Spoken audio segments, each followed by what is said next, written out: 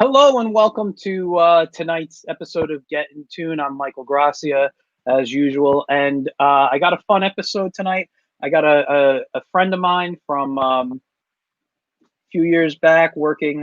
We both worked with Pronto Comics. He's gone on and done a few other things. One of them being a fantastic story that I still need to finish reading, called Robots vs. Princesses. So we're going to find out how he created it, stuff that he's done. But let's stop me introducing him. Let's bring him on. I mean, it's Todd Matthy, guys. Let's bring on Todd. Hey, Todd, how you doing? I'm good, Mike. How are you? Hope you had a good holiday. Doing very good. Yeah, great holiday. How about you? It was good. I was a little upset that a present for my nephew didn't get there by Christmas. Luckily, he's 1 year old, and he definitely, from what I've seen, will have had more fun with wrapping paper than with the actual thing. So, Yeah, no, I hope I he won't understand. hold it against me in the future. There was a lot of shipping issues. I actually just received a box of gifts I got from my wife that was supposed to be guaranteed before Christmas, and it wasn't guaranteed. Obviously, it didn't show up until today. But she Yep. got them. She loved them. So I mean, like, um, I paid extra for the the expedited shipping, and it's just like I know I do. I've done the same.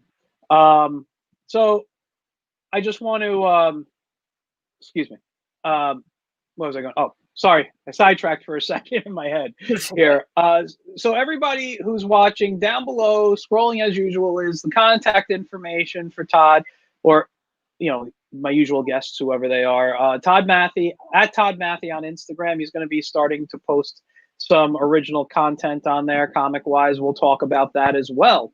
So, number one, again, thanks for coming on tonight. I've been looking forward to talking to you since, I mean, well, I've known you for a while, so I've talked to you before, but since I've actually had a chance to sit down and read the first issue of Robots vs. Princesses, and I know that it was a 4 issue or something. I know it's been collected already, and I do want to eventually pick it up to read the entire thing, because the first issue is just very fun.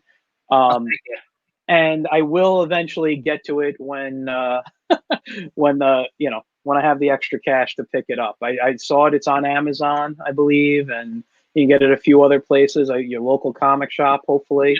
Spider's Web has a bunch of copies in Yonkers. If you guys ever, are in that area, stop by. Great place. Yeah. The Spider's Web, by the way, I advertise them all the time. They're not even a sponsor of mine, but because they are I don't want to call it my shop. I don't own the place, but they are the shop I go and buy all my books at. Just so everyone know, it's located at 8A7A Yonkers Avenue, across from the casino. All right, guys. So, in my opinion, best comic shop in Westchester County. So let's get into it. I've known you now, I don't even know how many years. I met you through Pronto, and we'll get to your time at Pronto, and we can even talk a little bit about mine if it overlaps. I don't mind. But let's go back like I usually do. Hey, Mike Wilkie's on. Hey, Mike. Hey. I don't know if you read his comic. I always promote that because it is funny. He's got a bunch of stuff. Mike, in the comments, throw a link to your comics if you want, or just the titles where people can find them. He does these great single panels. Very, the art is simple, but it's funny. It's just good and funny, like puns, and you like that stuff. It works perfect, man. So, Mike, thanks for joining again.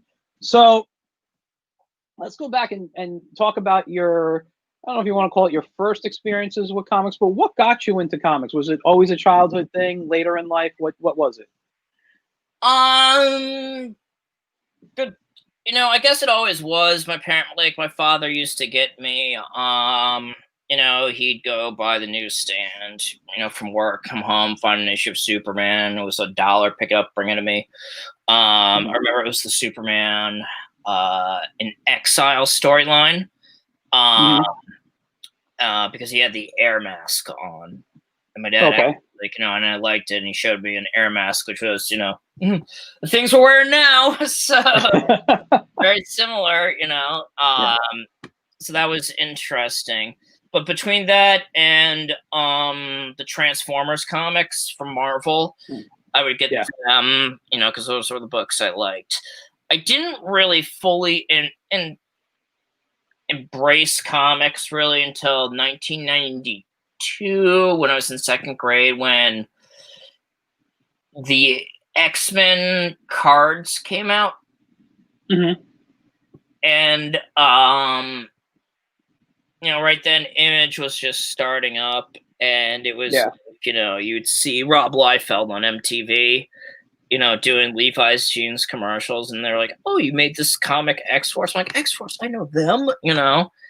And I just realized, you know, I went out and just started buying some books, and started forming a collection. I just said, you know what, you know, and then based on when I was in preschool, I used to love drawing books, you know, at Sarah Lawrence Nursery School. A woman named Mrs. Doyle taught me how to do it, and I guess you could say it sort of started there. And I just said, you know what, I want to do this. You know, I'm going to find a way to do this. You know, eventually. That's cool. That's really where it began. And now you mentioned Superman and stuff, but when you were discovering comics, that was the comics your dad was bringing home for you. What was it when you went out and started exploring comics that you were picking up?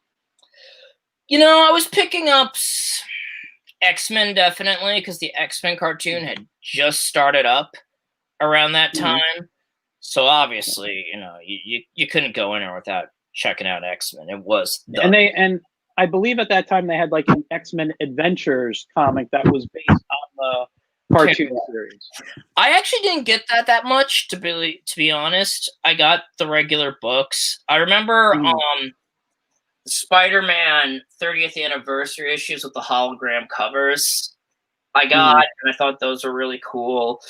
But the first real storyline I actually followed, like, you know, consciously, was the death of Superman. And stuff kind of spun out from there. Then I started checking out, you know, like Image and Spawn, because it was like, oh my god, who are these guys that look like Arnold Schwarzenegger, you know? Blood. And when you were in third grade, you were just like, blood? Awesome. No idea why. It was just like, blood. You know, and it just kind of spiraled. It just came from there. I really didn't pick a lot of so I started reading like those things randomly. X-Men I really always kept up with. That was like, you know, what I would be like reading very well, and along with the death of Superman. But I got into like Batman with like Nightfall and the animated series. Started following Spider-Man. I remember following the Clone Saga as that came out. I remember, what was another one? I mean, obviously I was following the Transformers comic, but the thing about that was I was buying it on a newsstand. So sometimes I'd go a couple of like months and the issue wouldn't even be in. So I remember like the Megatron saga very vividly.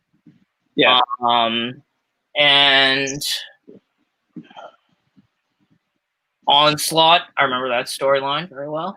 And just like, you know, I got caught up in all those things in like the 90s. Fatal Attractions with the 3D holograms. I was a sucker for the gimmick covers back then. Well, who wasn't? I mean, and when you were, I mean, it makes me feel a little old, I guess. You said you were in second grade in '92. I was in 10th grade in '92. So like I was going to the comic shops and buying all these things up too. And because I was a collector at the time and not just a reader, because now I buy, because I'll tell you, now I buy to read. I like books. I'll read certain books here and there, but I'm not like a collector where everything has to be bagged and boarded. I'm not obsessed like I was back then, but I was buying the multiple covers. I was doing all that. And where I could drop $20 and get, say, 6-7 books back then, I'm dropping double or triple the price just to get extra copies, because it's like, oh, I got to save. And they're all gone now. I've gotten rid of everything. I've sold like almost my entire collection off. but yeah, no, I remember the X-Men stuff. I remember everything like that you were mentioning. I did want to ask you though. You're a writer. Mm-hmm. Were the stories that were enticing you to buy, or was it sometimes the art? How was it? Like, who? You were naming all these comics, but Mm-hmm. were you looking at the writers at the time that were like, oh, like for me, I remember Peter David's run on the Hulk in the '90s is one of Mm-hmm. my favorite runs of the Hulk. So that made me a Peter David fan. So I'll always check out Peter David's Hulk, or not Hulk, but I mean, I'll always look at Peter David's work. Mm-hmm. Was that the same thing happening to you? Okay. It started with the artwork, I'm gonna say. Mm-hmm. Yeah. One thing was I was never that great an artist, or I was serviceable, like, for like my friends and things like that, but nothing like professional when I started, because I used to draw my own things. But really what happened with the stories was, you'd get the Marvel cards and they talk about, okay, legendary stories, Mm-hmm. Dark Phoenix saga. Yeah. You read just a brief summary of that and you're like, what is that? And you're just, I want to read this. Or big one huge at the time, Infinity Gauntlet and Infinity War. All the I remember that. heroes coming together to take on Thanos. Mm-hmm. And I'm just like, oh, whoa. And it just ignited your imagination. I know. And And just a little side note, that was basically what Avengers Infinity War and Endgame was really supposed to be, was these great comics from the 90s story. Yeah, and I mean, when I saw Thanos at the end of Avengers, because I thought the big game was gonna, I thought Marvel's big game was Avengers. Then I see Thanos, and I'm like, oh my god, they aren't. Yeah. I'm like, oh my god, they're going. I'm like, there's no way. No, you're not gonna do this and not do Infinity Gauntlet. You can't. I'm like, it's right there. It's a gimme. So and they did not disappoint in many ways. They kind of in some ways made it better. I mean, because you can look at because kind of, I'm gonna say at the end, Infinity Gauntlet kind of had to do it at the end. I'm sorry, you had a little static. What did you say? Oh, had a little. I mean, I'm gonna say, like, as much as I love Infinity Gauntlet, the ending's kind of a Deus Ex Machina. Yeah. But and I just, I'm like, yeah, that ignited my imagination when I was a kid, and I started thinking in those terms. Hell, when I heard then about like the whole story of then you read the Summary of Inferno, which was like a sequel to Dark Phoenix, and you're just like, well, Mr. Sinister cloned Jean Grey. She marries Cyclops. And you didn't realize you were reading like this soap operatic like storyline. But like, this sounds so cool. And when you heard the trailer for Mr. Sinister at the end of season 1 of the X-Men cartoon, you're like, oh my god, what do I do this? I gotta find this stuff. And like, how do I find? A lot of it was out of my price range. So I finally convinced Dad to buy me a collection of the Dark Phoenix saga. Which was great, but then as you grow up, you realize, oh, you're only getting half the story. And when you get Dark Phoenix, because you're missing the half with where the Phoenix was good, kind of like, and then you realize, which brings me to when I was in high school, we started reading The Hobbit and then Lord of the Rings. The big thing with The Hobbit, with the invisible ring. It was, this great little magical thing that saved everybody in that book. It was a source of good. But then you realize the whole time, no, that thing, spoiler alert, kids, that ring is bad. And then you realize in Lord of the Rings, it's very bad.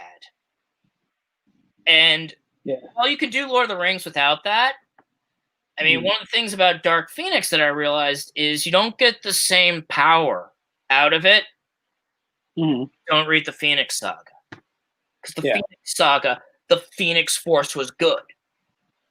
Yeah. It was good. No, And I agree. I was just gonna say when I was getting the comics in the '80s, it was great time to get into comics, Crisis. by the way. What? Great time to get into comics, by the way. Yeah, it was Crisis on Infinite Earths. But what you're talking about, my cousin had a bunch of books, and that's where I started reading them first when I'd stay with them. So I read, kind of the Dark Phoenix saga. I read all those books. I read Secret Wars at my cousin's house. Like that was that was it for me. And I was hooked. And I was hooked. And I just didn't buy anything until I didn't start collecting until 1989. But no, you're the things that you're saying here, how it sparks the imagination, how they had all these things going on that it's like wow, especially for a kid. And I think any fan or anybody has that moment. It's great to hear. I'll be honest, I didn't realize how much younger you were than me. Really? But it's nice to hear. Yeah, no, I knew you were younger. I just didn't know how much. But it's interesting to hear the books that were inspiring you, and the books that you were buying. Like when you say you really got into it, the Death of Superman, one of the greatest, most hyped storylines that ever came out. But it really was a good story. I remember actually, because remember when you got the bagged edition, got all that stuff and including the armband. I wore the armband the next day to school. And one of the school janitors, made, comment to me saying, "You think he's really going to stay dead?" And I'm like, "No, I don't think so." And she's like, I don't think so either. I mean, this thing was big. Oh yeah, it was huge. I mean, I'm wondering. I mean, it's just like, I don't think a comic book has ever captured national attention since then. Yeah, and it's funny because I always, and I don't know if we've had this conversation privately in the past, but I've brought it up where I say, even though I love the Death of Superman story so much, I think that book was the downfall of the comic industry in the '90s. I mean, comics did amazing, but everybody had to have a gimmick. Right after that, what happens? Batman's back gets broken. Wolverine loses his adamantium. The Thing gets part of his face torn off. It's just like, what's the gimmick? Was not really Spider-Man. Yeah, and it's like, come on, just and I kind of call it the Dark Ages, at least to me. I don't know if that's what people would actually call it, but like, I'm a big Dr. Fate fan. Everyone knows it. I have a picture of him up there, Jose Garcia Lopez piece. Love him, right?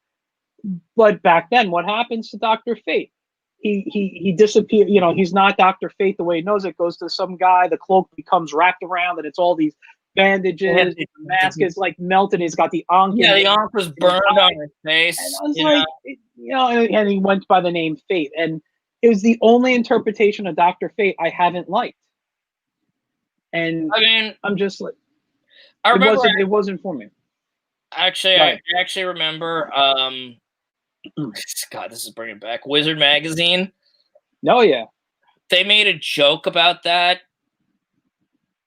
It was the first time I heard this term. They were like, "What's next? A sex change for Wonder Woman?" And I made that joke, like, I repeated it like to my parents, and they were like, "Where did you hear that?" Yeah, because you were when that was happening. You were what, maybe fourth grade? Fourth grade, yeah, fourth grade, around that, And they were just like, "Where did you hear that?" And I'm like, "Was it that awful? Is that kid that you're hanging out with that has the older brother?" I'm like, "No, it's a magazine, comic book." And they were like, "They talk about that in comic books?" And I was just like, maybe. They did go into a lot of, some comics did get really dark. I mean, you look at, was it Identity Crisis that they did back in the 2000s? Yep. That one was, that was kind of, I'll be honest, that kind of, even though I enjoyed the story, that's kind of where I started falling out of reading regularly. Everybody, I'm going to say, I think Identity Crisis is one of the greatest comics ever written. I remember just reading every issue, just being like, I gotta know what happens next. Going back and looking for all the clues. I finally realized, why people love mysteries so much. Because you go back and you're trying to find all the clues and everything. You're talking about it with your friends. I'm going to say, I think you would have had the same effect with the story had they not gone full what they did with Sue Dibney. Yeah. I think they could have caught him in the middle of the act before it happened, and the same idea. The same reason they did, the heroes did what they did, could have been done. Yeah. No, I don't disagree. I think that, but that's, I think, what kind of turned me off. I mean, and listen, I'm the furthest thing from a prude. I'm the furthest thing from everything needs to be kid friendly or all ages. I do that work out of my own choice. I read things that are not kid friendly all the time. I mean, I'm just don't care. Yeah, it's just I don't know. Maybe I didn't want to see it. Like, I've always seen DC. When you look at DC and Marvel, to me, DC kind of always had this purity to it, this light to it. Marvel was more of the darker, more realistic, a little more gritty type of characters and stories. And then you take these characters to who represent the light, if you will. And I'm air quoting, but you can't see me because my camera. But I'm air quoting, and I think that was just like, I'm kind of done with what was going on in the comics, and I started leaning more towards reading independent back then, and that's when it's really started for me. I mean, I still love that era in the 2000s. I mean, that story actually got me to care about it long. It's kind of ironic what you said, that Marvel's the darker one, when with the movies DC's the darker one. Yeah, DC screwed up there. We're not even. We could do that. No. Another conversation. No, we're that whole nother conversation. I am going to say I will watch the Snyder Cut out of curiosity. Oh, me too. Because I kind of feel like Joss Whedon was finishing another man's mystery. You know what that means. You know what I'm going for. So I wanted to see what his thing was, kind of like with the Donner cut, and the Donner cut of Superman 2. What did he want to do? Yeah. And it's definitely something that's a curiosity, but ultimately I will say no. I don't think his vision, especially of Superman, that's like and I could go on for hours, with a rant about that one. Hell, I'll even tell you what. I'm going to sum it up in two. There were two scenes that just were like, this is not Superman. The scene with the tornado and his father. Yep. And he just leaves his father to die. No. His existential crisis was that he was not able to save his father from a heart attack. Not that he chose not to. And you could have gotten that same thing, had him going to hiding for your story beat, by having him save his father. But you didn't. And then, of course, obviously, the killing of Zod when he had just sent his army into the Phantom Zone. It's like, I didn't kill him, I sent him to the Phantom Zone. Or it could be. Yeah, I mean, I can sit and really pick apart that movie. There's only a few good things I really enjoyed about it. Most of it I didn't like. I don't want to waste the audience with why Man of Steel is a crap movie when I actually think, oh God, I'm blanking on his name. Henry Cavill was a great. I thought he did good in the movie. I just think he wasn't given a proper script. I agree. It was the script that was the problem. Yeah, but and I like him as all of them. Yeah, but. Anyway, let's move on because we're going to sidetrack here and just talk about comics all day. I want to get into you. So you grew up loving comics, in some form. You were reading. Who was the first writer that that like said, "Oh my God, I got to read what this guy's doing," and you started like looking at their books? Gonna say. Probably Garth Ennis was the guy when Okay. I realized that, you know, how important the writing is. Because, you know, I kind of took, as everybody probably has done, they've taken a break from things with the superhero things. Then I keep hearing about this thing. I used to keep up with Wizard, and I keep hearing about this thing called Preacher. And Mhm. you read Preacher, Yeah. and this is stuff you could not have gotten away with in the movies at the time, on Yeah. HBO at the time. And you read this thing, and it's like, it's the craziest shit you've ever read. Oh, I'm sorry for Yeah. cursing. It's okay. Like here's what I say. I don't curse because I don't choose to curse on my show. In Mhm. real life, though, That's my bad. outside here, I have the worst mouth on the planet. I want you to be you. You curse, you curse. I mean, but if you don't want it, that's fine with me too. Children, don't say that. But it was the craziest thing I ever read. But then at the same time, as you're, you know, listening to your English teacher talk about all these things, about how going deeper into work, sometimes to the point where you're kind of like, I think you're seeing things that aren't really there. Yeah. You see all of that in Preacher. Yeah. And you see that depth. So then I started, you know, buying the Preacher trades, and then you, as you're buying the Preacher trades, then, you know, I got turned on to his other work, like, you know, Punisher, Mhm. Adventures in the Rifle Brigade, which I'm going to say would be one of the, oh my god, if you like The Boys, this thing it is one of the funniest comics you'll ever read. Adventures in the Rifle Brigade, and it'll make a great movie. Yeah. No, I don't. I'm trying to think if I ever read the whole, you know, the Rifle Brigade stuff. I know it though. Yeah, I can't remember right now. I've read so many comics throughout my life. It's Yeah. one of those things where it's like, did I read it? I'm at the point now where if I don't see the images, I don't know if I've read the books. You know, it's like I'll remember the pictures and I'll be like, oh yeah, I know that. I've read that, and that will jumpstart my memory. So when did you write your first comic then? Like not it didn't even have to be published, but were you writing in elementary school, high school? Like were you trying to write comics back then, or did you actually start when you said I want to get into this industry? I would say it was about third grade.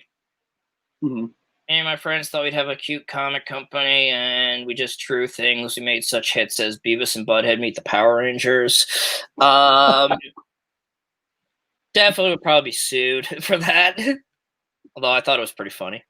I actually sent it to Marvel, and I got a thing back from it. I'm like, I got a thing back from Marvel. It was definitely a rejection, but they took the time to send it back. I mean, Yeah. But you know, that was when it sort of started, and eventually you get so many freaking ideas that you can't draw them all. So you just start writing things down and down and down in books, and then eventually you finally get to one that you finally are like going to write a story about. I actually think my first full script was something I submitted to a Transformers fanzine. I remember it was called The Trial of Megatron, where the Decepticons put Megatron on trial for failure. It was just like in G.I. Joe the movie, and they used the cosmic rust to kind of like rust him, and the Autobots find him. But I remember like submitting that to like a fanzine when I was like 14, I think. And then, you know, that was the first time I actually saw like the format, you know, panel 1, panel 2, panel 3. Yeah. Granted, I had like 12, you know, panel pages in that thing, but first time's a charm. But then I just started, you know, outlining things and just writing some like random scripts. But I think my first, you know, published work where I actually like started making an attempt to get into the industry was when my friend's mother in college was an artist. and I wrote a script for her, and I kind of put it up on some website, and eventually it got published in a magazine called BioGamer Girl. It was Okay. based on a short vampire story that I wrote. That my professor used to trick the class into thinking a woman wrote it. Okay. It was basically just about a vampire coming in and basically outlining how he's going to seduce this guy's wife. And he accomplishes it. Yeah. Well, he's a vampire, of course. Yeah, he's a vampire, of course. Oh. You know, but that was like, you know, and actually the other time was, you know, we'd always write stories in school.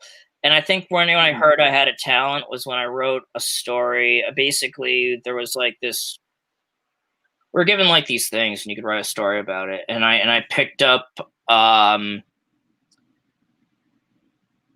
figure was like a Max and Ruby, I think, like doll, but he had like a tennis racket. And I made him a sadistic guy named Mr. Buzzcut who would go around just beating people with the rackets. You know, I thought it was funny, and so finally somebody had to stop him. And my fourth grade teacher thought I was going to be a serial killer. Yeah, you know, There was a conversation with my mom about this, and what really, you know, the lesson learned I got from it was, and what she probably should have gotten was, you know, and no, actually, what the school guidance counselor got from it was Todd expresses himself and could be a writer.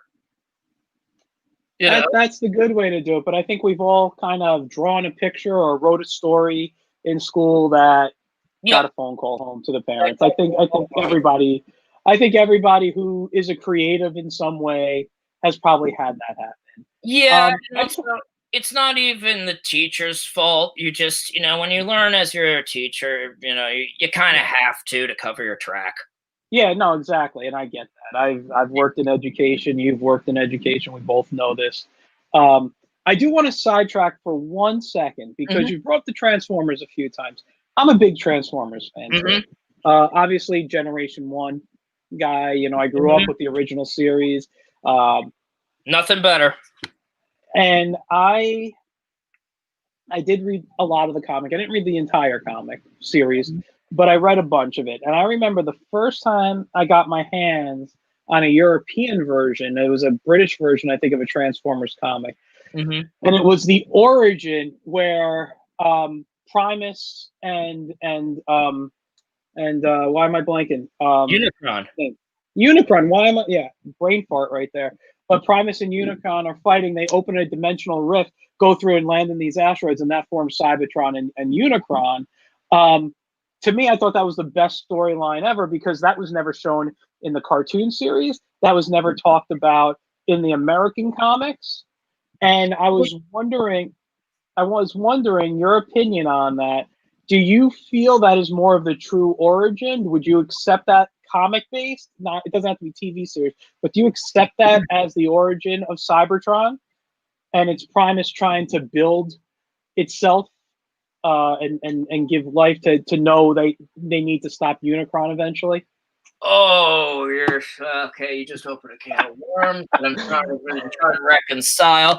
They actually did bring that into the U.S. comics when I was getting into it around kindergarten because Simon Furman took over. Yeah, I didn't realize it, and I didn't actually learn that there were UK comics until the internet. Okay, but you know, I like it.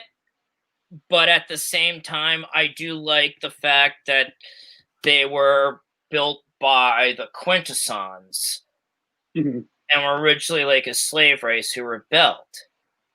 And then there was war over what's the direction of who we're going to be. Whereas, you know, the Decepticons were like we're going to go and conquer. The Autobots were like, no. And then, boom, they just started going after each other. I like to think that in the end, there's a merger of the two. Okay. That happened, and then the Quintessons found Cybertron or turned into a factory. Okay. No. Hey, look, I just was curious. I mean, I have no issue with the merging. I love the Quintessons as characters too. but I just had to ask, and I meant to ask that earlier when you brought it up, but I forgot because we sidetracked into something else, or we were talking about something else, and it just wasn't right. But I wanted to make sure I got that question in, since you are a Transformers fan.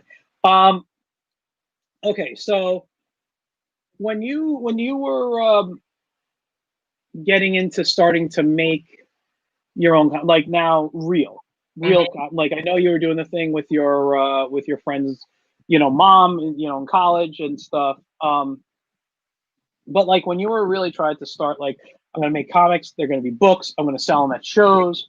When did that start happening for you, and how did you get into that? Well, what really happened was a combination of things. I did an internship at Marvel my senior year of high school, so I always wanted to do it, but I didn't know how. And then I started writing as a reporter, like after college, for websites. Unfortunately, this was right when internet journalism was starting to take off, and clickbait. Yeah. And it was kind of like where you were wondering it was where websites were trying to wonder, I think, at the time, the difference between, like, do we go with clickbait or do we go with like articles? And I, seeing as how I wanted to go farther, said it's probably best for my career to do articles. Yeah. And then finally somebody said, no, you got to do stuff creative. It's like, all right, you can do this. What can you do creatively? So I wrote a couple of short stories in prose. But then when I finally realized, I just was like, I got to do a comic book. And that's when there was an opportunity. A guy was going to try to do a digital comics line. And he got in touch with me, and I sent him my samples. And he put me on a title called The Org, which is about this organization, this Illuminati-like organization that, has this alien technology. I don't really know what it is, but it's affected humanity. And I wrote like about 6 issues, outlined several. It was great. And how, like, the technology, I added in things how the technology rejects people. It was a fun thing to outline. And then actually to write those scripts, but didn't go. There's art that exists for it, but it didn't go anywhere. And then I discovered, through like the grapevine, Pronto, and I said, all right, I'll go into a meeting. I'll see what's going on with these guys. And I went. Now, let me just interrupt you for a second. For those who don't know, Pronto Comics is, and I'm just going to explain it because it's a great concept. I was their art director for a couple of years. Pronto Comics is a nonprofit company that helps people starting off in the industry learn how to work with editors, art directors, things like that, and help them put a book together. It's a great thing. Great group of people in there.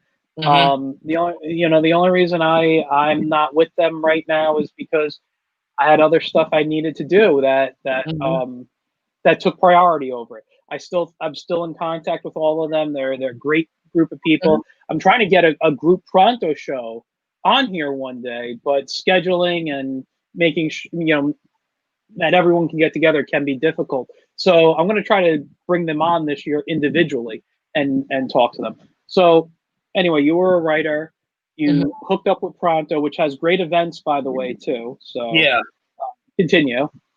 And I got to know them, talked with the editors, told them some of my ideas for shorts. I believe my first short was put out in Blackout, actually. Okay.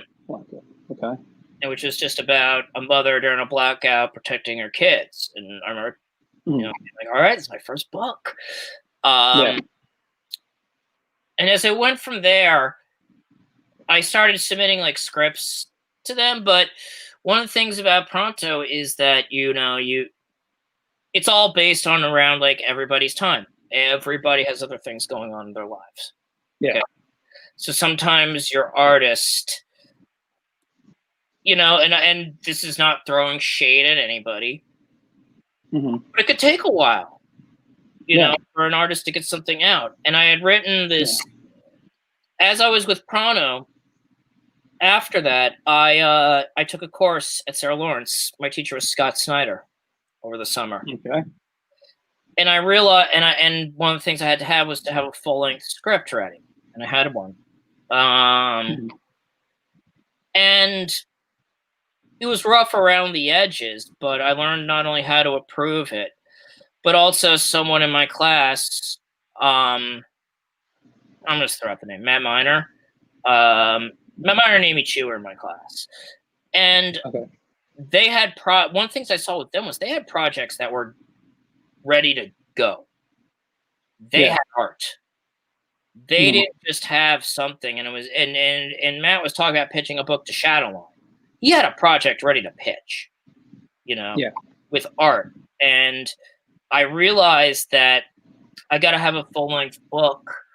And I also realized if you really want to get your thing ready, you're going to have to pay for it a little bit, you know. And that was when I decided, all right, this is like sink or swim. You can't just wait forever. So I hooked up with my artist Roderick, and we produced. After nuts and bolting, and with Comics Experience, which I joined, smoothing out the edges from what all the feedback Scott gave me and everybody, I produced that book as Wicked Game, as a one-shot. You said Comic Experience, right? That's Buddy Scalara's? Yeah, okay. No, that's Andy Schmitz. Andy Schmitz. Oh, okay. Sorry. No, Comic Book School, right? That's Buddy's, I think? That's Buddy's, yes. Yeah, I'm sorry. Okay, Andy. Sorry. There's so many of them out there that do stuff like that. They're all great, though. I mean, I've been part of certain ones, too. But anyway, continue. I'm sorry. And from there, then I went and I was happy with what I did, and I had another story set in the Wicked Game world, which was kind of like a techno noir, film noir world. It was like futuristic technology, but classic film noir look, you know. You know, and I reused a character that kind of was partially inspired by Demolition Man a little bit. To produce Wicked Game 2. I produced that, you know, with Roderick, and I self-published it using Kablam. Okay, now let me interrupt. How did you find your artist? Was he a friend of yours, or was he someone that you like posted and hey, I need an artist to work with? And I put a post. I forget where I found him from. Whether it was Digital Webbing, Pencil Jack. It was one of those sites. Wow, you're going back to like forum days. Yeah, forum. You know. Okay. But I remember posting, and I remember seeing Roderick's work, and he had this great photorealistic style, which, you know, I like that style, and I think it fit this book. And I was just like, yeah, you're the guy. And his rate was affordable at the time, and you know, Andy said, you know, like, he also said, you know what, honestly, this will look great in black and white as opposed to, you know, color. So I was like, all right. And he's like, and that'll save you money, which it did. And budget's a big thing. And you know, I went and I self-published that, so it allowed me to work out the kinks and go to you know, like conventions and buy time at tables, you know, have my wares out, which is going to lead to Robots versus Princesses. Okay, which is your main title that you're known for. So, the origin of Robots versus Princesses is, you know, at the time I was a substitute teacher. My certification was just starting, actually, I think. And it was the end of the school year. And when you're hired as a sub kind of at the end of the school year, kind of like helping out other teachers to, you know, pack up the room or do some things, because they got to do housekeeping and all this stuff, that principals give them. And you're there to like help out with the kids. So the kids had, they had like their math work, but then when they were finished, the teacher it's like, all right, go color.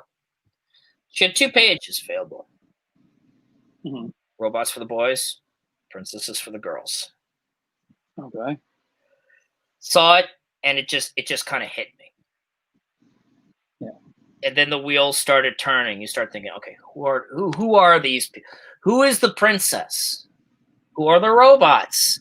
Why are they separated? Why are they fighting? All those questions, and then you start kind of answering them in your head. And as you're doing that, you're kind of like, okay, I got a story. Yeah. So I wrote up a script, and then I posted it to Comics Experience for critique.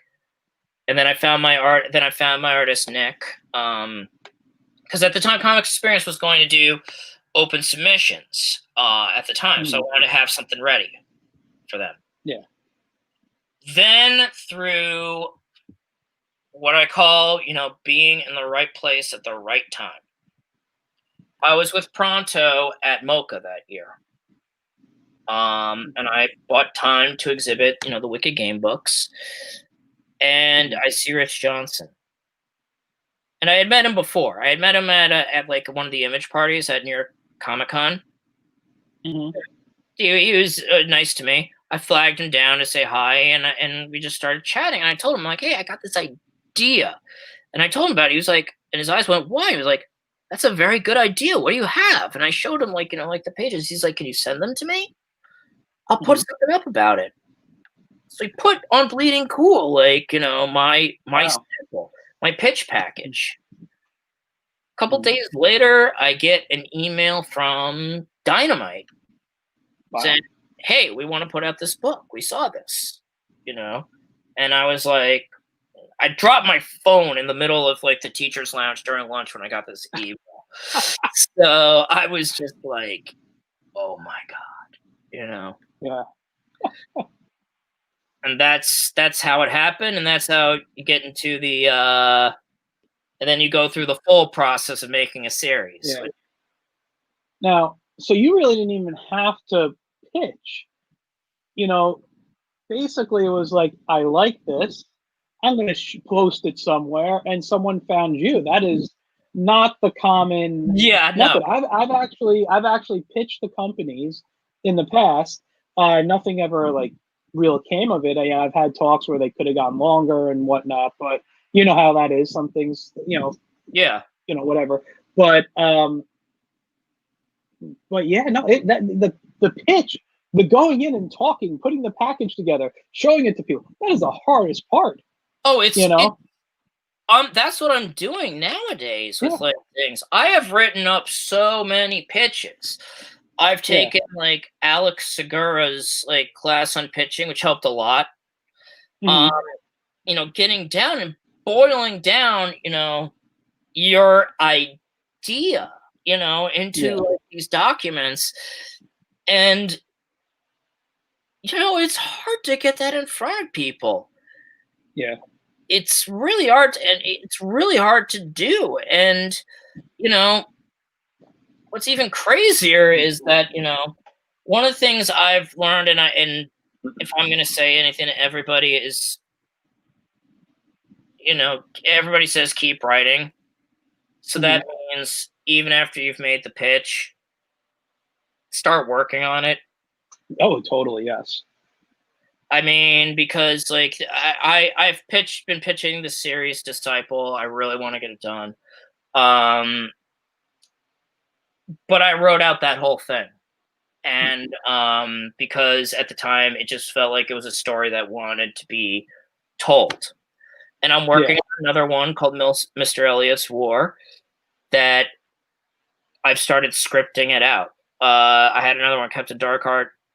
I've handwritten that thing out, because it keeps you, going and writing, but also because, it keeps you going and writing. But if you're on like a workshop, like Comics Experience, you can post feedback. Yeah. And it makes you better. and and you want to make things as easy as can be on your editor. So having it get picked apart in a workshop definitely helps when you send it to the editor, so that they have to make as minimal things as possible. Okay. To your work. And I did workshop Robots versus Princesses in the Comics Experience workshop. Okay. And before you actually, tell me how it did, and then I want to ask you a question about that. Mm-hmm. Go ahead. No, go ahead. You continue. Okay, I'm sorry. What was the question? No question yet. Continue explaining when you posted it in the Comic Experience. Yeah. And and they'll tell you, okay, this is kind of like your momentum's getting all like jumbled together. They'll tell you, because or you'll learn things like spending too much time on the world. We're losing the focus on the characters, which is what people are going to care about.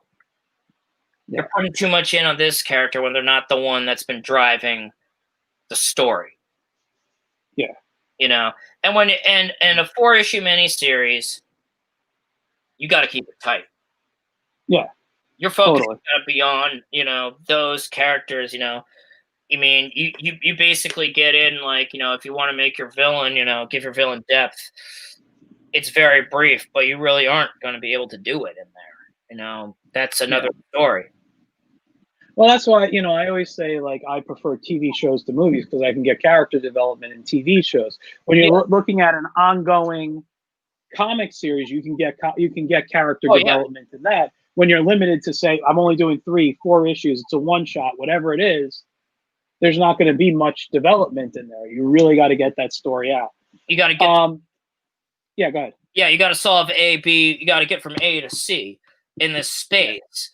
And you got to figure out ways to kind of, like, through the characters' actions and things. And maybe I use the flashback a lot, reveal, who they are, But you got to, economy of page, you got to think about that. And you're not going to be able to do a Watchmen-like masterpiece in 20 pages.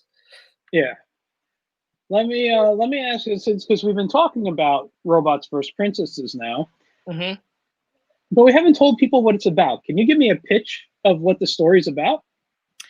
Well, the title kind of says it all, but basically, long story short, it's about this princess named Zara, who's a little rebellious, and wants to tame a dragon, like her friends tame other animals with songs. On the other side of this place, the Forbidden Woods, is a robot war between the Centurions and the Decimators.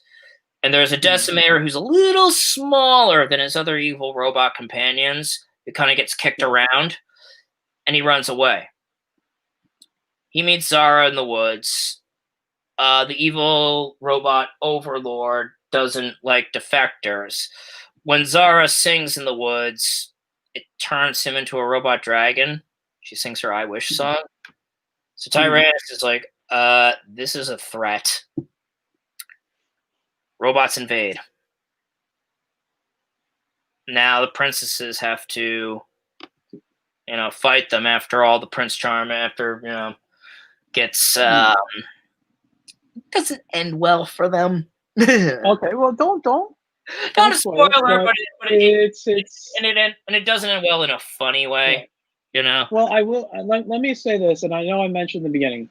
I got a copy of the first issue. It was from the Spider's Web that we mentioned earlier. I got it, and I read it.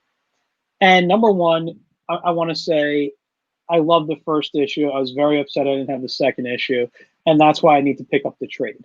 Number two, this is a great comic for kids. I think if you're like third grade getting into comics, this is the book. Like this is the type of book you should be reading. And I want to, and I think I again I haven't read the whole the whole story, so I don't know how it ends. I don't know anything. Don't spoil it for me. I will be purchasing this book, and I want to find out how it ends on my own. But um, what I will say is that I want to see more kid-friendly stuff from you come out. I think just from the writing, the artwork you had, you did it very well. Now, I don't know about some of the other stuff that you've done. I know I've seen stuff from Pronto and stuff, but this right here, I think was like just the perfect, you got the perfect artist for the perfect writing. You know what I mean? So I hope you're continuing with the artist on other projects, or, you know, you find the right artist for the right project, but this guy was great. And if you don't mind, I'd like to share the coloring page you sent me, the coloring book. And we can talk about that. All right. Yeah. Let me get over here. Yeah, I made, like, you know, for my mailing list, I made, like, you know, just these digital coloring pages, print them out, color it. There we go. So let me get to the right page here. So I have 3 screens going on, so I just got to make sure I'm on the right screen. And no, let me zoom out. Using Zoom, don't worry. Yeah. Now this is the main robot character. What was his name again? Wheeler. Wheeler. And I love his design. I love the little horns coming out. You know, it really, you know, you can see how that robot dragon would form just based off those horns, you know? Yeah. Okay. You want to talk a little bit about who some of these characters are? That's Artillia. Artillia is definitely a princess who lives and dies by 2 phrases. Knowledge is power, and my country right or wrong, my country. Okay. She's very smart. She even knows when squires are coming to, well, I'll tell you, are singing horrible poetry to other princesses. Okay. Penelope. Penelope is the princess of princesses. She is haughty-towdy. You know, she's the daughter of the current queen of the kingdom. They kind of rotate from each kingdom. Each house gets like 5 years as the central king and queen. It's her mother's term. She's very prissy. For some reason, enjoys listening to a squire's horrible poetry. Okay. Does not get along with our main character. Okay. They butt heads. Clarice is kind of like, you know, she's your best friend. She's shy, you know, very, you know, very kind, really doesn't want to cause trouble, but she'll keep your secrets, or at least try to. Sometimes she can inadvertently blab. But she's also a very skilled painter and designed something at the end that I think a lot of people would have had questions about. I want to say I love the design of the pen that he gave her, and I love how he really kind of captured a Disney-esque feel, but not officially being Disney. You know, well, there's a little bit of there's in previews of the book, her dress is yellow, and you know, I think we both decided, okay, this looks a little too much like Belle. Yeah. This could be a problem. You know. And did she have a brown hair? I don't remember. Yeah, she has brown hair. Oh, okay. So brown hair girl. You know, this is Zara, and she is our main princess. Very much like, more like Arya than Cinderella.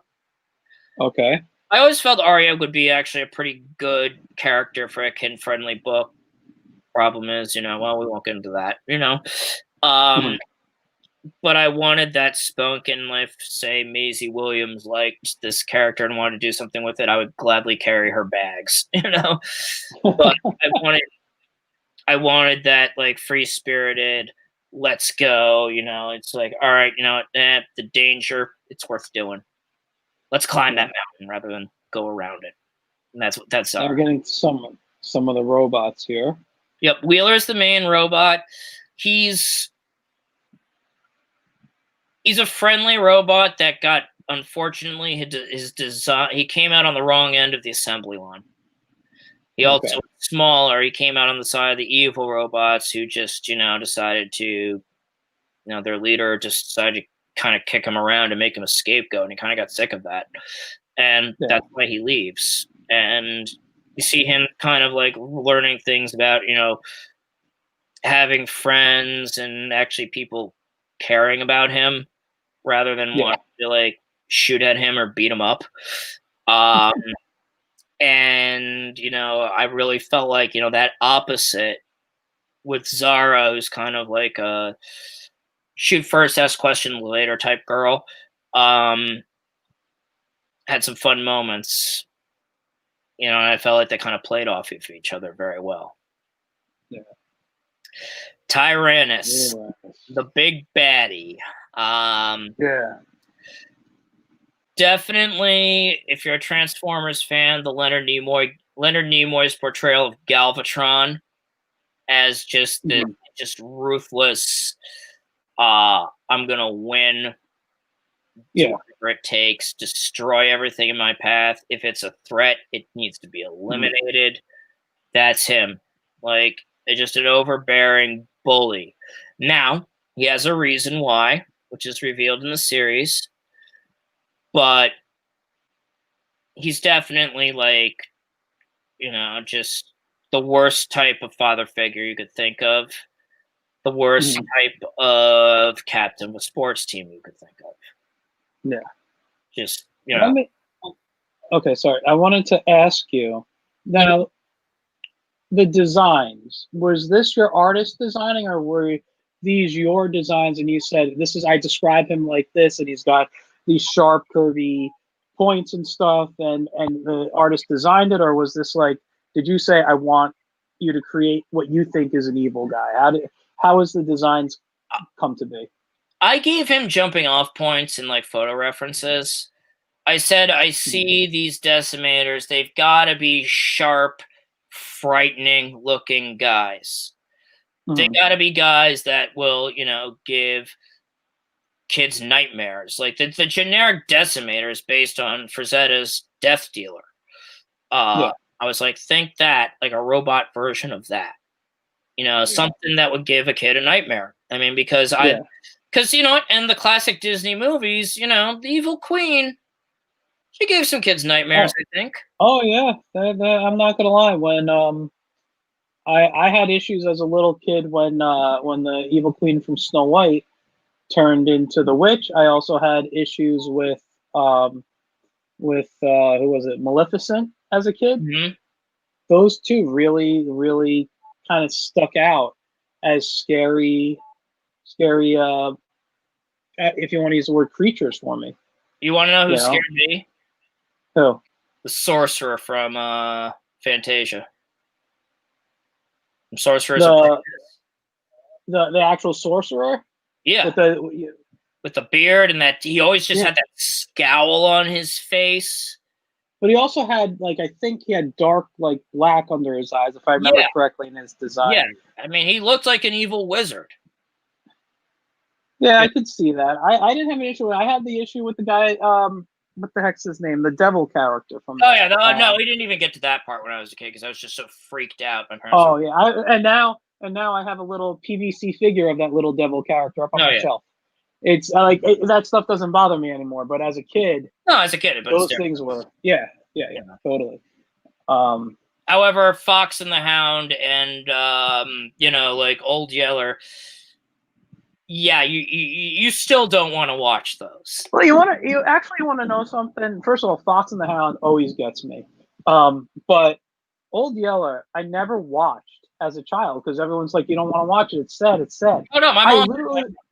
Your parents don't want to watch it. They're just like, I don't want to go through this again. Well, that's the thing. I literally watched it for the first time a couple of months ago. And I'm like, I got to sit through it. It's on Disney Plus. And maybe because I've seen parodies on it and that I knew the ending, it didn't affect me as much. Sure, I felt bad. But I'm like, well, it made sense and I got it, and I'm like, it's not. But I think I'm like, And I was telling my wife, because she's like, I'm not going to watch it. It's sad. You know, everyone knows what happens.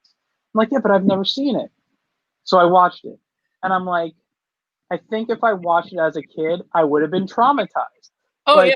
Like, one of the things that traumatized me as a kid was the never-ending story. When you see the horse in the Oh yeah. swamp of sadness, and he's like, "No, come on!" and the horse sinks, and you know he's done because he's struggling and he's scared, and Yeah. that it's actually making me kind of watery right now. That scene always tears me up to this day, just like the death of Optimus Prime. I'm sorry, I Oh know we yeah. were talking Transformers earlier, but that was a completely different reason. That was my hero, and I watched him die. That was my hero. He was your hero, and you Sure. saw him every day after school. Yeah. You know that it was a different type of thing, Yeah.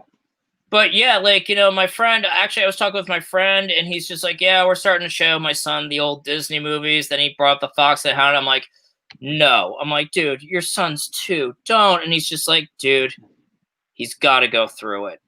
A lot of those old Disney movies are almost like a rite of passage. Like Bambi, you don't actually want to watch Bambi. You watch it because it's like your kids it's just like you have to learn mortality. You know, it's funny. I had Chris Hart on here. I'm sorry to interrupt you. I had Chris Hart on here a few weeks ago, and we were talking about that, and Bambi came up, and just about the different animations, and you know, we were talking about things like that, Dumbo and Bambi, and I have to say,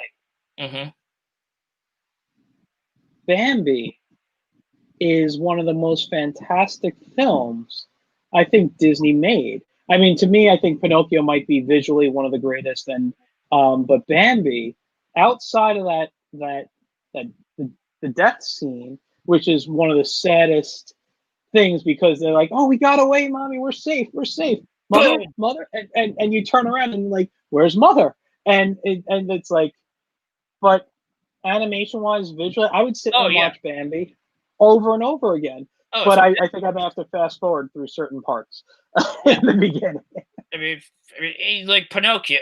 Pinocchio, talk about like nightmare fuel. I mean, Oh, great stuff though. Oh yeah, but yeah, you're gonna give kids nightmares with that movie, or oh yeah, or The Land Before, or even like getting more modern. Five-O freaked the shit out of me. Sorry, kids. It's okay. It's okay. When there's maybe there's no kids watching, we don't know. When he gets lost in that giant wave. Oh my god, I was crying. I was scared. Oh well, the American Tail movies. And then, like, when it goes on, when you see what was happening to him with, like, the exploitation on the, you know. Well, American Tail was a kid-friendly version of, you know, the immigrant experience back in early America. And it was rough stuff. Then, of course, Land Before Time. That one. That was where you learned the law of the jungle. And it was like, Sharp Tooth, apex predator, kills Littlefoot's mom. What's so funny about Land Before the Time is you see like all the trailers for the sequels, and it's like all these dinosaurs happy. I'm like, do you even watch the people even watch the original movie? I'm like, that thing was dark. I mean, that thing was about like racism, you know, like long necks don't play with 3 horns. And then like, you know, Sarah separated from the continental shelf. I mean, I'm like, But the thing is, kids, it's weird. Kids like dark. I mean, you look at artists, you know, you look at things like even Ed Gorey's stuff, which was, you know, these children book like things. And it's just dark, you know, it's just, you know. Well, I mean, even look at Maurice. One things I wanted to do with like Maurice Sendak's work. I mean, like, you know, he is also like everybody said, oh yeah, he's like the most miserable person on the planet. Like everybody, like they're just like, he is not fun to be around. One of the greatest children's authors of all time. But I look at it, and one of the things like that I wanted to do with Robots versus Princesses is I feel like children's stuff that's classified as children's fiction or young fit readers just talk down to kids. And let me tell you something. As someone as a teacher, do you want to know what kids are talking about a lot? Chucky. No, yeah. They're talking. Oh, yeah. When it came out again, everything was Pennywise, and and they're into what the heck's that character? Five Nights at Freddy's. Oh, well, not Five Nights at Freddy's, but they are into that. But there was a different one.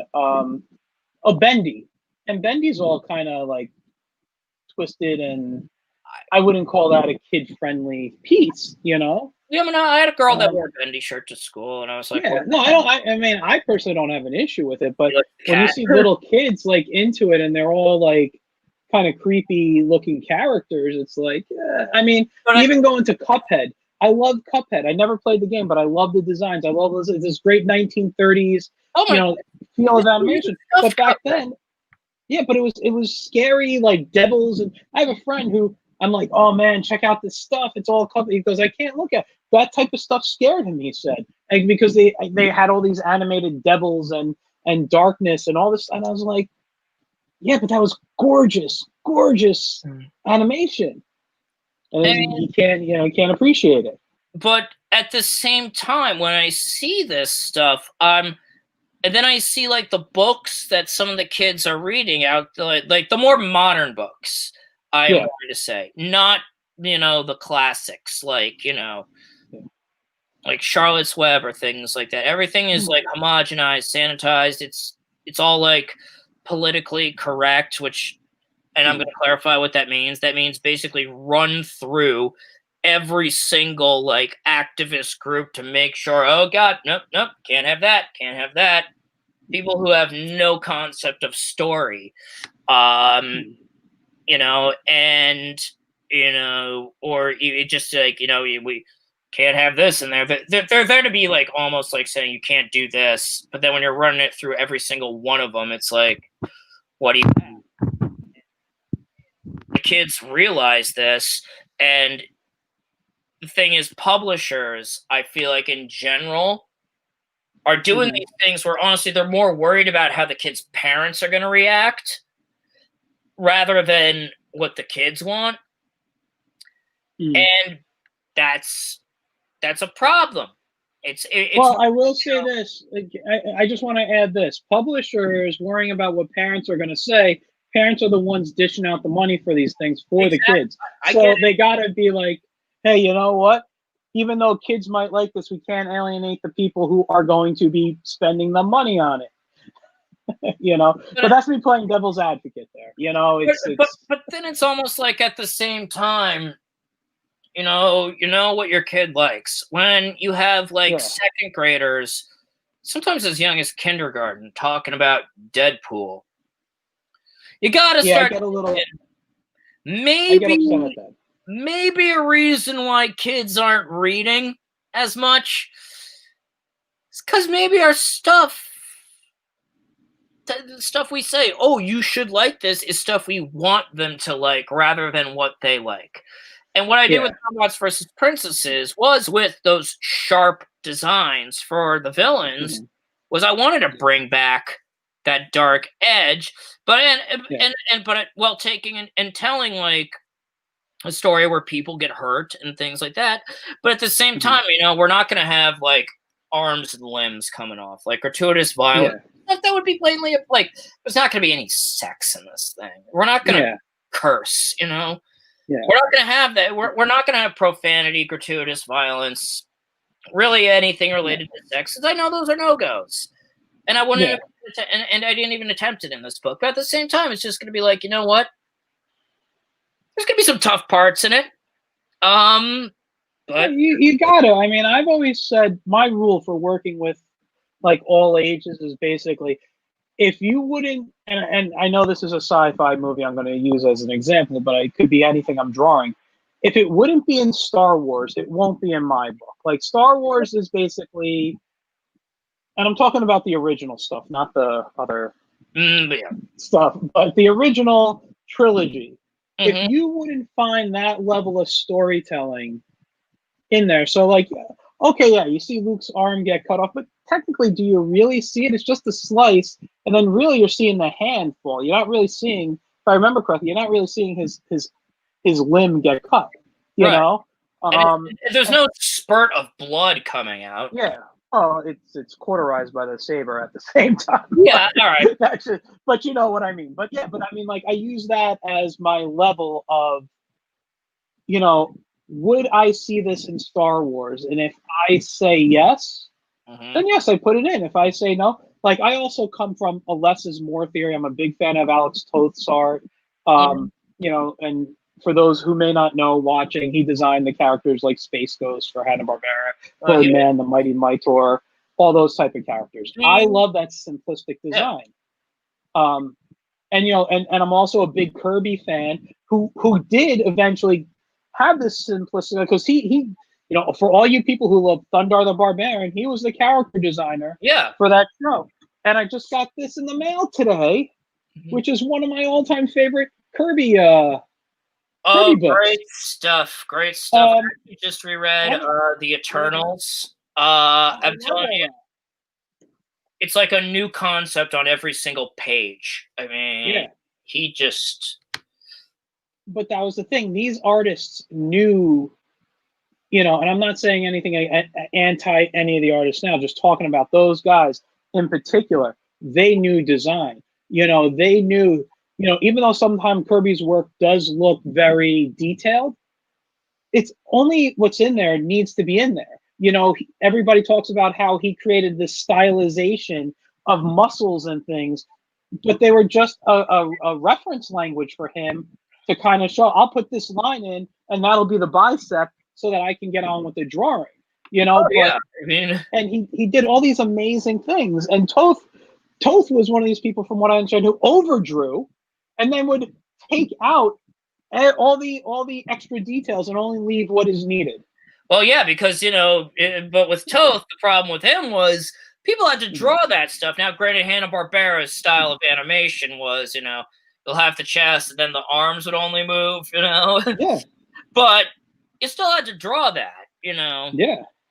And in the beginning it was difficult because a lot of those animators were coming from drawing Yogi Bear and stuff, and it's like they never had to draw these great anatomy pieces here. Let's talk. I don't know how many more you got in here, but Centurion. I like this design. I'm assuming he's one of the heroes. Yeah, he's your generic Centurion soldier. And I figured I'd model them on the Roman soldiers. It has that nice mighty look, Yeah. I do like it. I mean, here's a Decimator coming. Yep. Ooh, nice. Frazetta, Death Dealer. I like the kind of how he's kind of like hunched back, but it reminds me a bit, and I can't think of the type of character right now, but from the Batchke's Wizards, it kind of has that, and it reminds me a little bit of the Nazgul, of Dark Crystal. I see a little bit of that in there. I actually don't think I really ever saw it, because just based on the look of it, when I was a kid, it probably would have creeped me out. It did. It did totally creep me out as a kid, but it was a great film when you go back and rewatch it. Oh, I hear when it comes to like, that and like I've seen Labyrinth, obviously.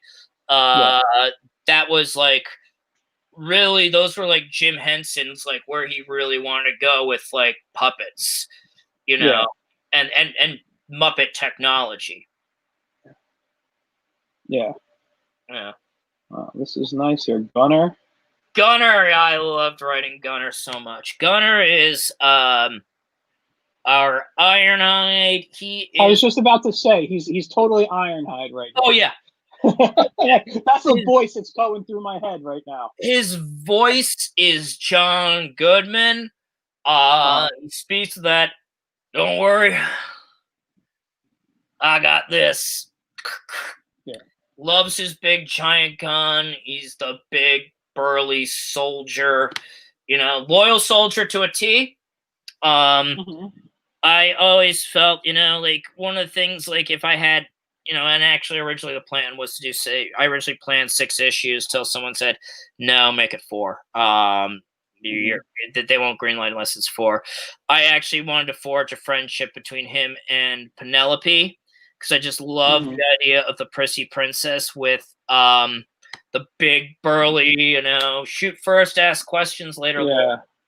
Like warrior. Wow. I want to do a solo adventure with those two because it would just be so much fun. Like, well, let me ask you this: uh-huh. because this was published through Dynamite, do you retain the rights, or does Dynamite own the story? I have the rights. Dynamite has the publication rights. So basically, if you wanted to do another story, you have to. Dynamite has to basically say yes, we want to publish it. If they don't want to publish it, can you go somewhere else, or is it like where they have say on that, or can you, well, or is it just like they basically have what you call right to first refusal and first publication.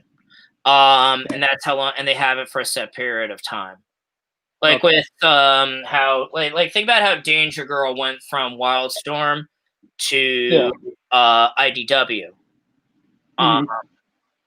It was it's J. Scott Campbell's creation, and he can, after a set period of time with the publication rights, he can bring it out there unless they want to renew. Meglia, he was fun to write. He is missing a leg. Igor, he's supposed to have a leg, but he's supposed to kind of have like a club foot. Okay. He's the hand-wringing hissing, like Sycophant to Tyrannus. You'll meet him in the 2nd issue. He speaks like with Master. He's actually like creepy, and he really loves experimenting on the other robots. He would love to kind of like dissect the princesses to find their power. So he's very he's evil. He's like I see it, but you know what I love? I love how you have voices in your head, because I have the same thing when I'm drawing, and even if I didn't write the story and I'm drawing someone else's book. I have voices in my head of who I see these characters are based on their designs.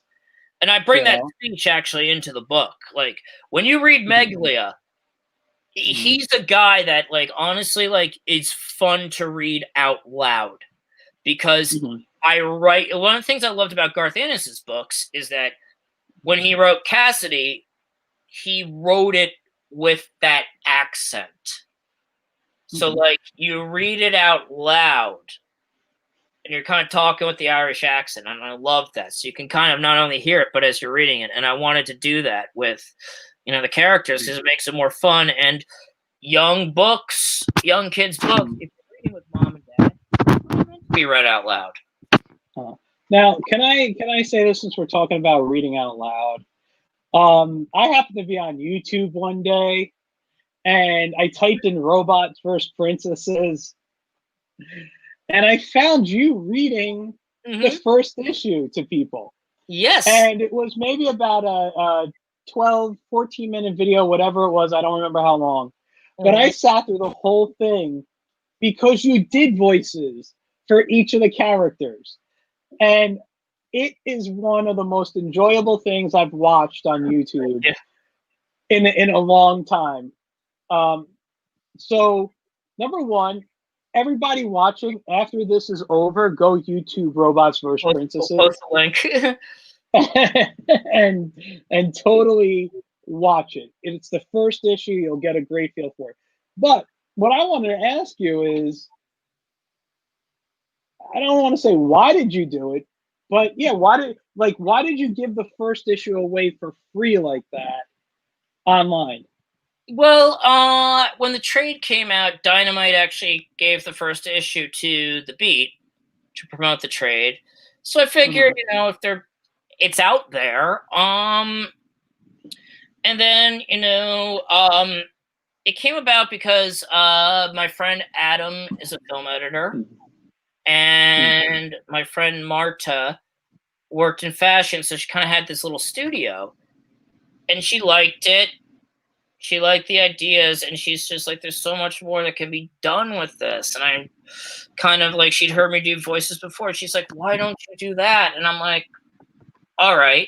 And originally I thought about just doing it with me, just filming like, with my phone, over, pages of the comic. Then Adam like said, he looked at like videos of people reading comics that people post on YouTube where it's like a panel, and he's just like, we should maybe try one of these. I've actually done the reading for all 4 issues. We haven't made videos for the other ones. Okay. And we went in, and one of the things that when I was a teacher, it actually has a substitute teacher that made me kind of popular substitute, who thought, was I tell the kids stories and I'd use voices, Yeah. If a character, when I was a student teacher, they had my mentor teacher had me read the book The K one day. You know that book, right? I'm not too familiar with it. Well, long story short, it's basically about it's in World War II. A boy named Philip and this islander named Timothy are on this ship, and basically the ship is blown up by a Nazi U-boat, and they both wash ashore onto this K, and they have to survive together. Okay. Timothy speaks with a very distinct island accent. And I read the accent, that way. He'd be like, "It's okay, young boss. It's all right, Philip." And the kids liked it. So I was assigned to read the K every day, by my mentor teacher, because the kids enjoyed how it went. And they got engaged. And he, again, he spoke very distinctly, and it's a great book that I recommend to anybody, especially like if you have children like from 3rd through 5th grade, maybe on. It's a great book. And my ability just to do those voices, because I used to love doing impressions too. I said, all right, let's do it. I apologize for the singing part. All right, ahead of time. But yeah, and we recorded it, and I just said, hey, Dynamite, I did this. Can we share it? Let people know. Yeah. So that's cool. That's cool. I got to say, it is a fun thing to watch. So go on YouTube and watch it. I'm just going to kind of, I don't want to say quickly go, but we're going to just look. You don't have to really talk about the characters too much anymore. But this artwork, who's the artist again? Nicholas Chapuis. Chapuis, yeah. Chapuis. Yeah. Very nice. Ooh, and here's some of the story being told. They're obviously getting into their little exosuits there, their little Gundam-style characters there. Let's just say that every robot story and no robot or princess story was off limits in my inspiration. I'm going to say this. All right. What's the old this saying? Is fun. I'm sorry. Go ahead. I was just reading this. But go ahead. Steal from one source is plagiarism. Steal from many, it's research, as they say.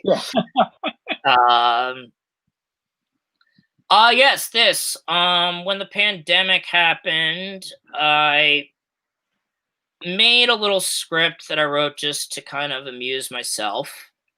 And I thought, hey, kids, you want to make your own comic? And, I'll post on the Robots versus Princesses page, or wrote the script, gave them the directions, and, so they could actually see what a comic script is like, and they can draw their own.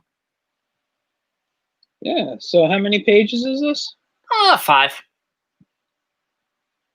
So nice. So is this okay. I see what you're doing here. Yeah, Wheeler learns about snowball fights. Oh, that's cool. Yeah. That might be fun just to do. Yeah, I mean, I'm just thinking for myself, when I have downtime, I might want to do this. I'll post just it for fun. Feel free. Thank you. I mean, and I figured, because when the pandemic hit, this was just like a little fun exercise I did. Like, I forget even what it was for, but then the pandemic hit, and it was just like, kids are home, and they're gonna have nothing to do. They're getting school for, at least for me, I was doing 30-minute one-to-one sessions with them every day. Yeah. They're going to have a lot of downtime. And I'm like, all right, maybe they like comics. Maybe let them see what it's like and try drawing one on their own if they want to. Yeah, no. That's a great idea. I like that concept. This is one of my favorite. I think just because it's like a team group shot type of thing. It just looks fun. One of my favorite. Now, we didn't get to this character. Can you just tell us a little? Because he's the only character we didn't talk about. Just tell me a little bit about him. He is the heroic leader of the Centurions. An homage to Optimus Prime and all the great, leaders of our childhood. Heroic in every way, shape, and form. Willing to sacrifice himself, Tyrannus' sworn nemesis. And, he can stand and go toe-to-toe with Tyrannus in the slugfest. Okay. He's also is so protective that may or may not have second thoughts about the princesses fighting, but then again, let's just say our princesses have very, very high levels of sass and can be very convincing. And that was one trope I'm going to say, little minor spoiler, that I wanted to invert was the whole scene where it's just well, it's too dangerous. And I just decided to have them just start interrupting him and just being like, no, nah. Every time he tries to say it, it could go on pages, but you'll get the point, because it's the same result that, is going to happen. But I thought it would just be funny to have him being like, just give him the stiff upper lip, be like, no, I'm fighting. Let me ask you about these pictures just real quick. Are these images from the actual comic that you've turned into coloring pages, or were these made specifically for this?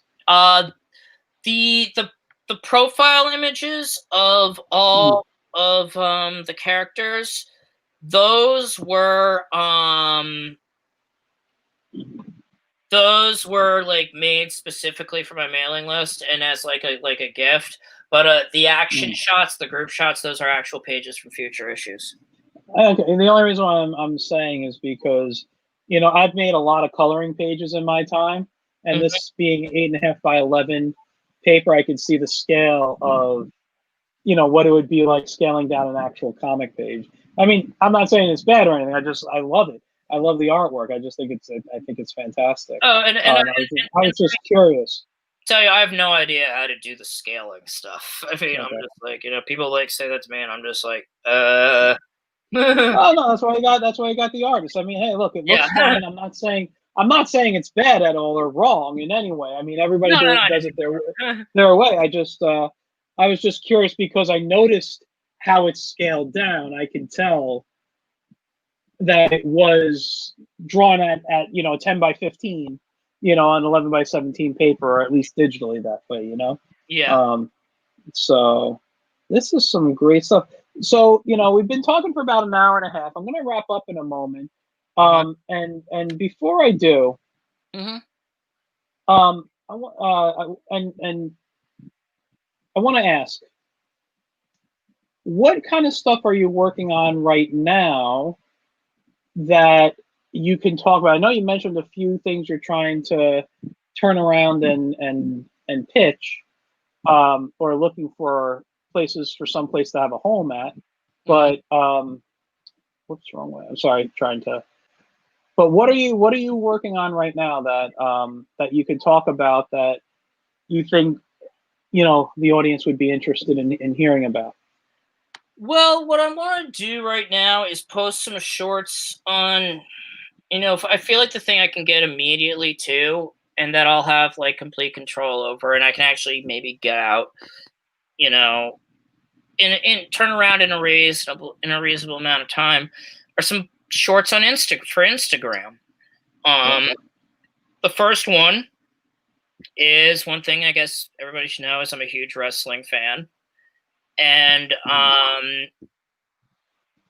of recently, there's been a bit of a debate in the world of wrestling of what pro wrestling should be. I personally, yes, all right, first of all, I know it's fake, predetermined. I already know that. But there are people in the wrestling business that think, well, it's fake, so we should have guys wrestling invisible men. Or doing, there's one guy who is egregious who does a suplex with a body part that we're not going to mention here. Okay. And that guy also, you know, and basically then there's the old school mentality where it was just like, no, we are presenting this as a sport, okay? If somebody tells you wrestling is fake to the wrestlers, and people actually, guys who ran wrestling companies told the wrestlers to do this. They said, if you don't beat them up, if you do not scar them, you're fired. You lose a bar fight, you're fired. If I was gonna wrestle you, and we were seen together, we'd both be fired. So it was like where the business was protected. So I figured, and I'm writing a story where what would happen where a guy that thinks, oh, you know, like hey, you stupid boomer, you treated it like it was real, met an actual guy like a Harley Race who, if he bear hugged you, he could probably, you know, squeeze all the air out of you. For real. Like, what if a guy that did like, those things actually got in a ring with someone like that and it got real? Okay. And the guy just says, I think you're disrespectful to my business. I think you're a horrible person. You think that because you can dive through tables, you're tough. Well, let's just see how tough you really are. And you just term is shooting. Takes it to him. That's the first one I'm doing, and I liked doing it because it also has come down to, I kind of feel like there's a lot of people that think out there, like, you know, and you can hear about it sometimes even with comics, like, well, we got to change it, you know, as if it's something broken that was born broken, and it's just like it wasn't. And who always point out the flaws of the classic creators or the classic wrestlers, and it's like, you know what? It was just like, it's like, you're not better than them. You may be different, but don't throw shade at them. Yeah. You shouldn't do that. And to me, I think that's very disrespectful. You know, almost.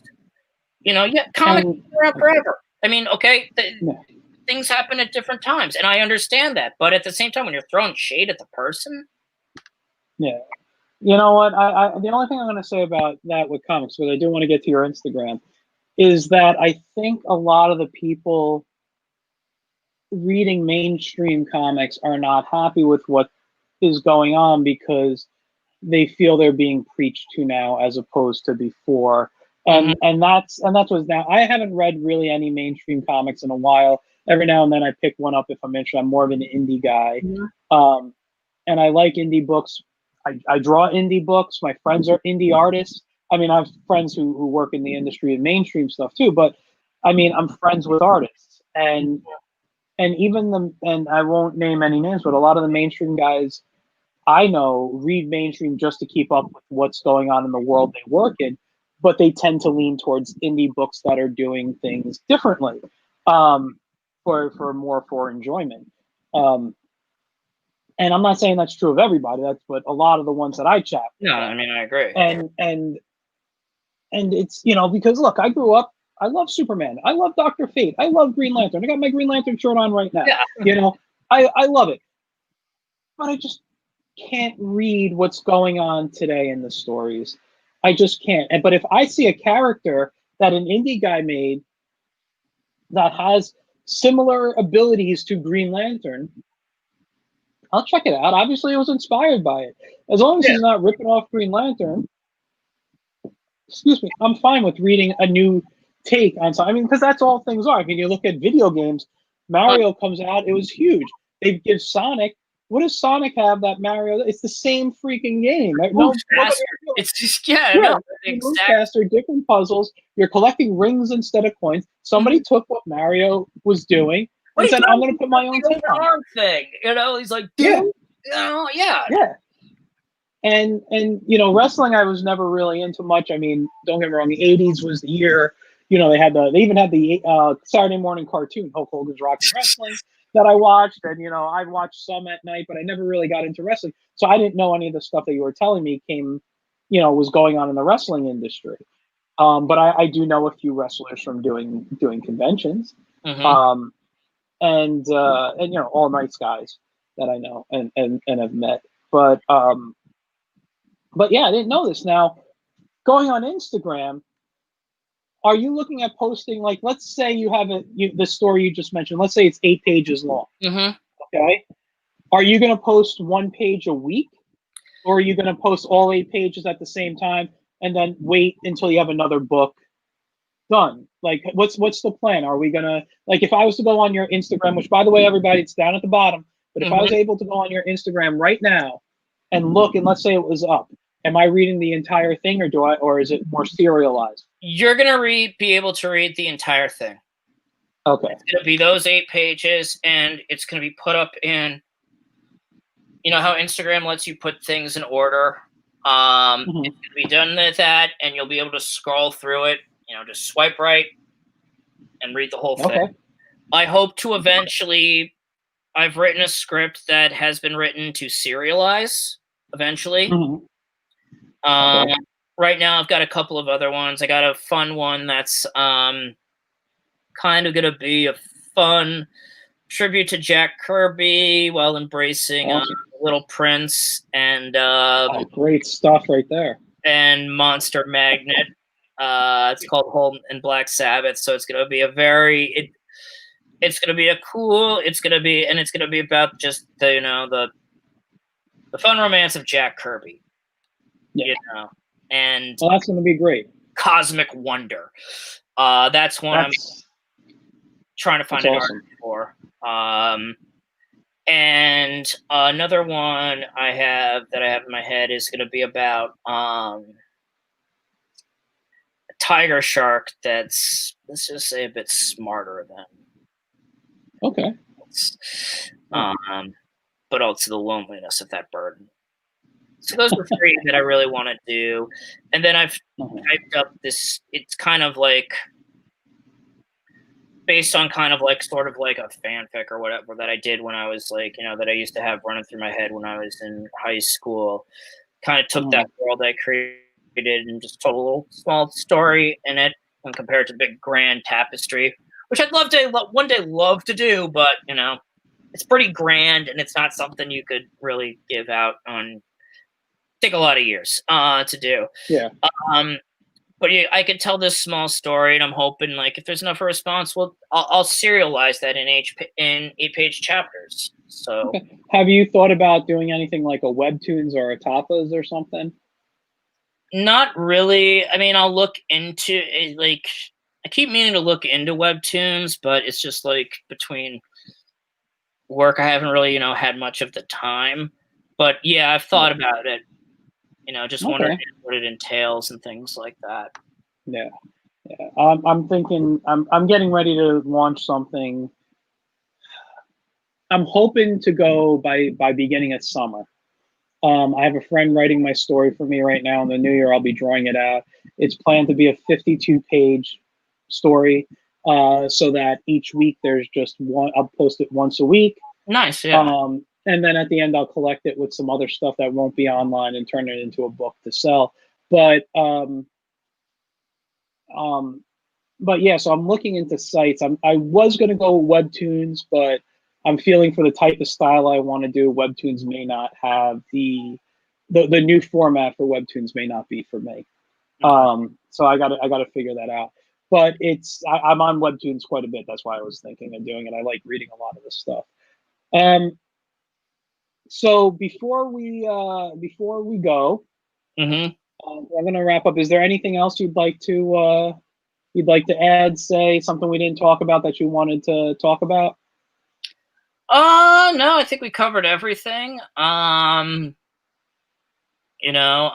Check out Robots versus Princesses if you can. I mean, look at my Instagram. It's not really that interesting right now. It's mostly convention photos or me. Those could be fun. Pictures of my little nephew if you want to, see unbearable cuteness. He'd make a great Gerber baby. So if you're in it and you're a agent, give him a call. I think you're a little biased, but okay. Yeah, I may be, but I felt the same way about my nephews. Yeah. So anyway, before I let you go, and when I put you back in the green room, just hang out back there for a few minutes. I just want to have a little outside chat. But Sure. I want to say, number one, first of all, thank you for coming on. You're the last Get in Tune of 2020. All right, so that's a cool thing for me. It doesn't. By the way, guys listening and watching, it's not the last Get in Tune. It's just the last Get in Tune of 2020. I will be back next week with another guest. Back next year. Yeah. I want to say though, thank you for letting me interview you. I got to know you a bit better than I knew you before. I also want to say thank you for being a creator, for bringing these properties out there that wouldn't exist if people like you weren't pushing and trying to work hard to bring entertainment to. It doesn't matter if it's right now. Robots vs. Princesses is a perfect all ages story, great for kids when they're like I said, third grade, I would think, and above. But if you're doing stuff for a YA audience, if you're doing horror, I don't care what it is. Thank you for creating. It's people like you that make it that make the entertainment for other people out there who either can't, don't, or just won't. And I'm glad we have the properties that you're creating. I'm glad we have people like you and you're doing this. So thank you. I also want to say, and I say this honestly all the time, talking to people like you inspires me. I love that I do my own projects. I love that I get to work with people, but some days the business end can get so tiring for me that I don't want to draw. I don't want to do work. It's just like, screw this, let me just veg out and watch TV. But when I get to talk to people like you, I know when I wake up tomorrow, because for those watching, it's 10:18 here. That's almost my bedtime. I feel like, honestly, becoming a creator, I realize now maybe why a lot of the image books are always late. It's because they're dealing with the business end of everything. I mean, and you need to. But when I talk, like, I know when I wake up tomorrow, I'm going to feel energized because I had a great conversation with somebody who's worked hard, who has done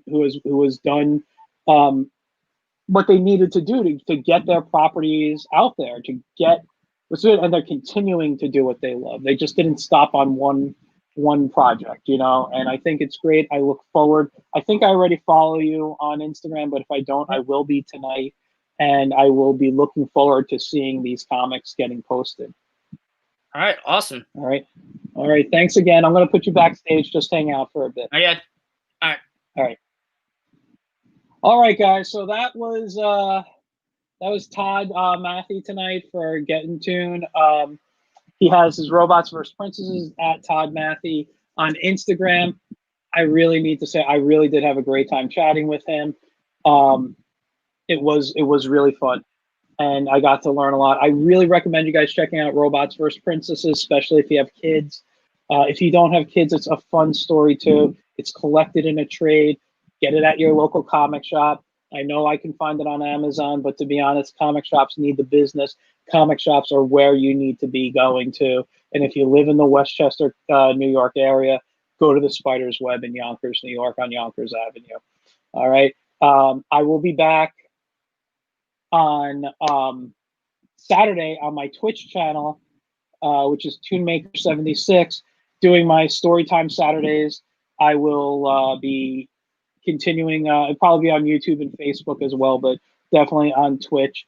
You can follow me anywhere, Facebook, getintoon.net, Instagram, YouTube, and Twitter at Michael Gracia, and again, Twitch on ToonMaker76. So everyone who tuned in, thanks a lot, guys.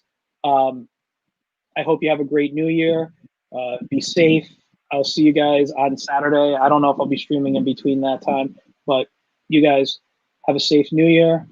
I'll see you on Saturday, hopefully, if you guys get to tune in. But next week, I'll have another guest, the first guest of 2021. All right. Have a great night, guys. Bye.